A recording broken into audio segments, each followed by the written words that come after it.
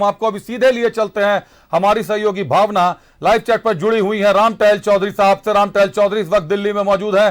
भावना, क्या कहते हैं चौधरी साहब, रांची से टिकट मिलेगी? क्योंकि रांची की टिकट तो अटक गई है, सिर्फ 3 सीटों पर चेहरे साफ हुए। भावना,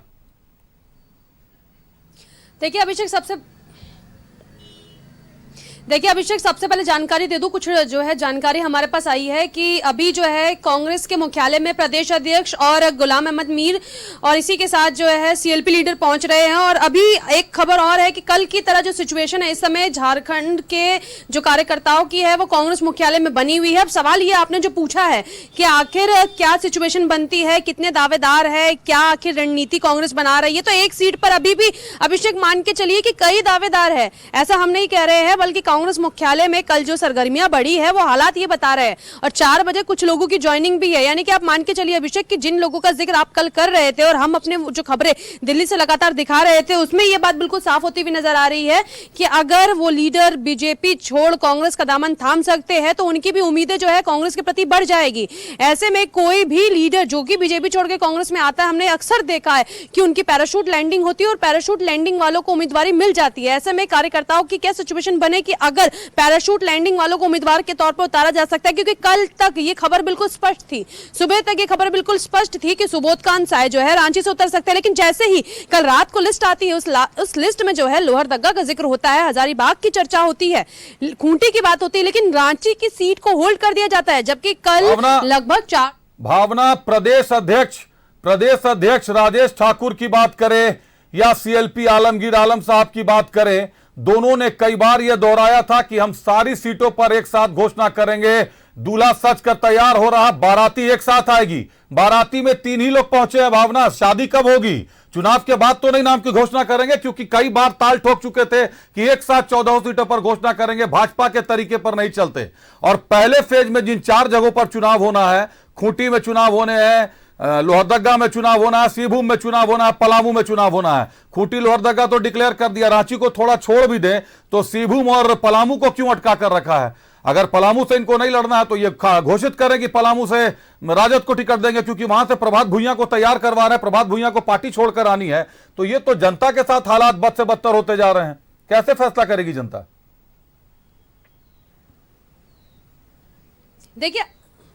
देखिए अभी जो है एक तरीके की जो स्थिति बनती हुई नजर आ रही है वो खेमेबाजी की स्थिति इस समय जो है नजर आ रही है। आप इस बात को इस तरीके से समझिए कि इस समय मैं झारखंड भवन के बाहर मौजूद हूँ और यहाँ पर आरजेडी के बड़े जो है लीडर भी है और मंत्री भी है सरकार में, सदानंद भोक्ता, वो मौजूद है। हमने उनसे ऑफ कैमरा बातचीत की, हमने उनसे जानना चाहा कि पलामू और चतरा सीट को लेकर आखिर कोई डिस्कशन हुआ है या फिर नहीं हुआ है। तो ऐसे में उनका ये कहना है कि कल रात को क्योंकि वो दिल्ली पहुंचे हुए हैं, उन सीटों को लेकर अभी कोई डिस्कशन नहीं हुआ है। कांग्रेस तय करेगी कि आखिर जो है वो किन सीटों को लेकर जो है, खासकर पलामू, अगर आप चतरा की बात करें अभिषेक, तो वो तय करेंगे कि किस सीट पर जो है कौन सी सीट हमारे लिए छोड़ी जा रही है। यानी कि एक तरीके से कांग्रेस पर पूरा दामोदार जो है वो छोड़ दिया गया है। यानी कि एक सीट कांग्रेस तय करेगी कि आरजेडी के खाते में वो कौन सी सीट जा रही है।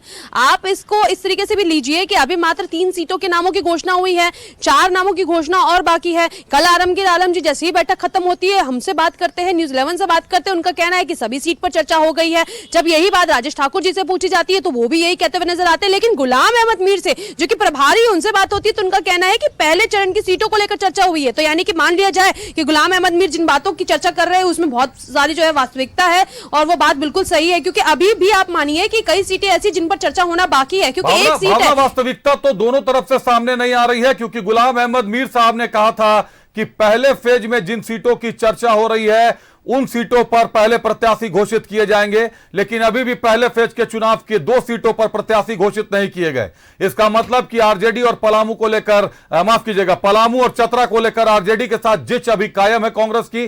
कहीं ना कहीं एक सीट पर आरजेडी मानने को तैयार नहीं है और यह संभव है कि दोस्ताना संघर्ष देखने को मिल जाए। यही कारण है कि प्रभात भुइयां भी घूमकर वापस नहीं लौट रहे भाजपा की, कांग्रेस की तरफ, क्योंकि भाजपा में है टिकट। जब कंफर्म हो जाएगा कि सीट कांग्रेस की है तभी प्रभात भुइयां के वापसी की राह भी खुलेगी, नहीं तो प्रभात भुइयां भी वापस नहीं लौटेंगे। दूसरी तरफ आरजेडी से ममता भुइयां ने वहां ताल ठोक दिया है। चलिए नजारा दिलचस्प होगा क्योंकि चुनाव सिर पर है और टुकड़ों में प्रत्याशियों की घोषणा की जा रही है। हाँ, जेपी पटेल को जरूर जगह दे दी गई है। पैराशूट लैंडिंग की जो कल आपने बात कही थी उस पर स्पष्ट मुहर लग गई है। यशवंत सिन्हा का कद शायद कांग्रेस के लिए उतना बड़ा नहीं था जितना बड़ा जेपी पटेल का कद है कांग्रेस के लिए, और यह कहीं ना कहीं हजारीबाग में भीतर घात को आमंत्रण देने वाला है। देखना दिलचस्प होगा। अपनी ही चुनौतियों से निपटना इंडिया गठबंधन के लिए शायद और ज्यादा चुनौतीपूर्ण हो जाए। बहुत धन्यवाद भावना हमारे साथ जुड़ने के लिए, तमाम जानकारियों के लिए।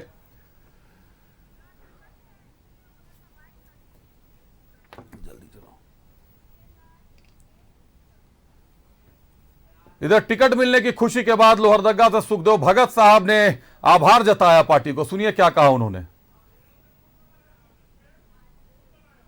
कांग्रेस के सारे हमारे वरिष्ठ लीडर्स जिन्होंने मुझ पे पुनः विश्वास जताया है, मेरा दायित्व है कि उस विश्वास पे मैं खरा उतरूं पूरी तन्मयता से, पूरी टीम के साथ, पूरे सहयोगी दलों के साथ।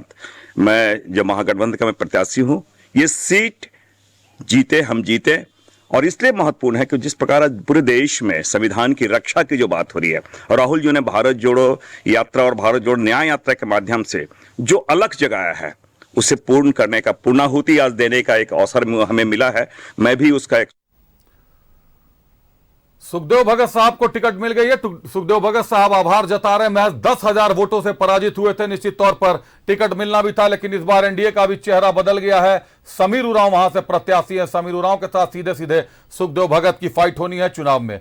आंकड़े आपने देख लिए, तमाम बड़ी खबरें हमने आपको बता दी। हमने यह भी बता दिया कि रांची की सीट अभी भी फंसी हुई है, और जो सबसे महत्वपूर्ण है कि धनबाद और चतरा में आईएनडीआईए गठबंधन को बड़ी हार का सामना करना पड़ा था, लेकिन दोनों ही जगहों पर अभी भी उम्मीदवारों के नाम पर पेच फंसा हुआ है। न जाने कब तक यह पेच सुलझा पाएगा आईएनडीआईए गठबंधन।